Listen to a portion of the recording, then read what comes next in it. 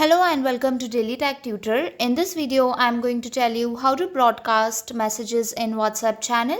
So let's get started with the video. So basically, this is a feature that allows the admin to broadcast message to a large number of audience just in a one-way communication format. So for this, first you need to create a channel. You need to click on the updates, then three dots at the upper right side, and here you will get an option of create channel.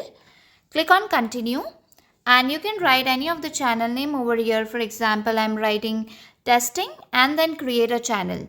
So once you have created a channel, you can share the channel link or you can add the number of peoples that you want to add here. This is one time thing.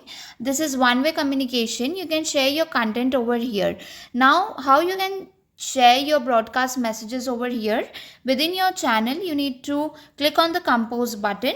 Here you need to select the type of content that you wish to share, gallery, polls, anything which you want to share. For example, right now I'm choosing a poll over here. I can write anything, yellow. And after that, you can click on this send icon. As soon as you click on the send icon, the broadcast message will be sent to all the members, all the followers who are following your WhatsApp channel.